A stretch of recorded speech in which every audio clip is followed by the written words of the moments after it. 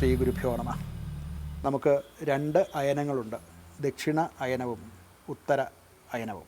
ഉത്തരായനകാലം ദേവന്മാർക്കും ദക്ഷിണായനകാലം പിതൃക്കൾക്കും ഉള്ളതാണെന്നാണ് നമ്മുടെ ശാസ്ത്രങ്ങൾ പറയുന്നത്. ദക്ഷിണായന കാലത്തിൻ്റെ ആരംഭമാണ് കർക്കിടക മാസം. ഈ കർക്കിടക മാസത്തിൻ്റെ ഒരു പ്രത്യേകത, കർക്കിടകം രാശിയിൽ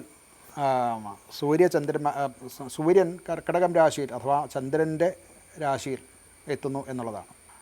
സൂര്യൻ പിതൃകാരകനാണ്, ചന്ദ്രൻ മാതൃകാരകനാണ്. ഇത് രണ്ടും ഒന്നിച്ച് വരുന്ന ഒരു സമയമാണ്. ഒരു ബിന്ദുവിൽ വരുന്ന ദിവസമാണ് അമാവാസി ദിവസം. അതിൽ വിശേഷിച്ച് ഈ കർക്കിടക മാസത്തിൽ ആ ക്ഷേത്രത്തിൽ, അതായത് കർക്കിടകം രാശിയിൽ തന്നെ സൂര്യൻ വന്നു ചേരുന്ന സമയമാണ്. അതിൽ തന്നെ കർക്കിടക മാസത്തിലെ ആ അമാവാസി ദിവസം വളരെ പ്രത്യേകതയുള്ള ദിവസമാണ്. അത് പിതൃക്കൾക്ക് ഏറെ, അതായത് പിതൃകാരകനായിട്ടുള്ള സൂര്യനും മാതൃകാരകനായിട്ടുള്ള ചന്ദ്രനും സംയോഗം ചെയ്ത് മനസ്സും ആത്മാവും ഒന്നായിട്ട് വരുന്ന ഒരു ദിവസമാണ് ഈ പറയുന്ന അമാവാസി ദിവസം.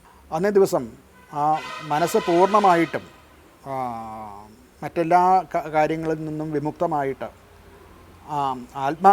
സാക്ഷാത്കാരം അഥവാ ആത്മാവിലേക്ക് ചേരുന്ന അതിൻ്റെ ആ സംയോഗം പ്രകൃതിയിൽ തന്നെ നമുക്ക് ദർശിക്കാൻ സാധിക്കുന്നു എന്നുള്ളതാണ് ആ ദിവസത്തിൻ്റെ വൈശിഷ്ട്യം.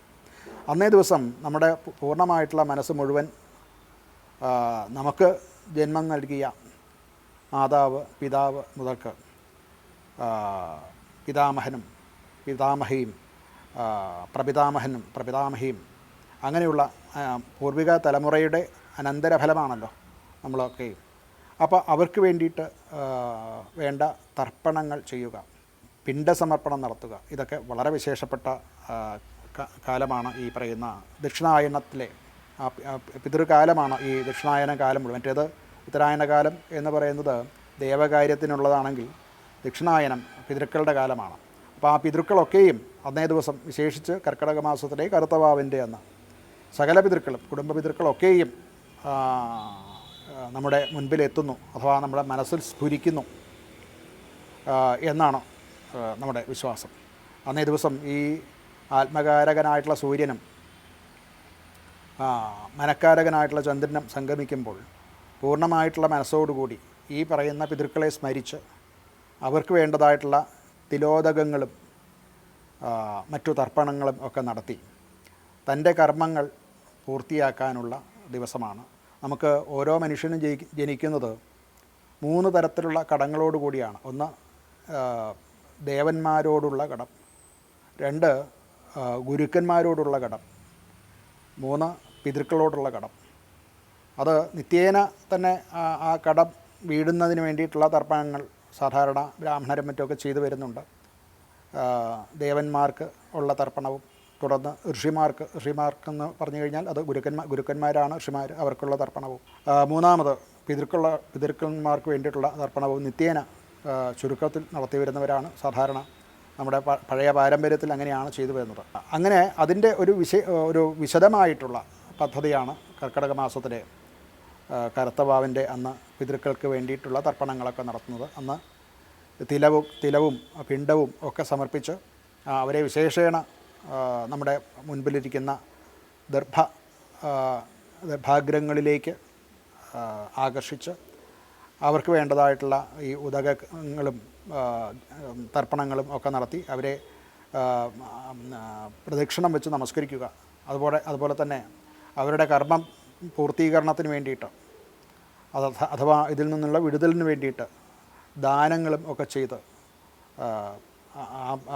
പ്രദക്ഷിണ നമസ്കാരങ്ങളും ഒക്കെ ചെയ്ത് അവരെ പിതൃലോകത്തിലേക്ക് തന്നെ തിരിച്ചാക്കുക എന്ന് പറയുന്ന ക്രിയയാണ് ഈ കർക്കിടക മാസത്തിലെ കറുത്തവാവിൻ്റെ. ഇനി മറ്റൊരു എല്ലാ മാസത്തിലുമുള്ള അമാവാസിക്ക് ഇതൊക്കെ ചെയ്യാറുണ്ട്. ഇനി അതൊന്നും ചെയ്തില്ലെങ്കിലും അതുപോലെ തന്നെ സ്വന്തം പിതൃക്കളിലേക്ക് ഉൾപ്പെടെയുള്ള 3 തലമുറയിലേക്കുള്ള എല്ലാവർക്കും തർപ്പണങ്ങളൊക്കെ ചെയ്യണം, ശ്രാദ്ധം ചെയ്യണം എന്നാണ് പഴയ നിയമം. കുടുംബത്തിലെ പ്രധാനപ്പെട്ട ആൾ, ഉത്തരവാദിത്തമുള്ള ആളാണ് അത് 3 തലമുറയിലേക്കുള്ള എല്ലാവർക്കും വേണ്ടിയിട്ട് ഈ ശ്രാദ്ധാദികൾ നിർവഹിച്ചു വരുന്നത്. ഇന്നത്തെ കാലസ്ഥിതിക്ക് അതൊന്നും തന്നെ നടത്തുന്നില്ല. കഷ്ടിച്ച് മാതാവിൻ്റെയും പിതാവിൻ്റെയും ശ്രാദ്ധം ചെയ്താലായി അതും കുറേ കാലം കഴിയുമ്പോൾ അതും നിന്നു പോകുന്നു.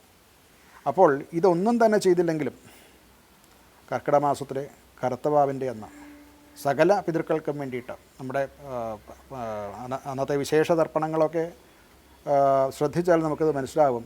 സ്വന്തം പിതൃക്കൾക്ക്, അതായത് കുടുംബത്തിൽ വരുന്ന പിതൃക്കൾക്ക് വേണ്ടി മാത്രമല്ല,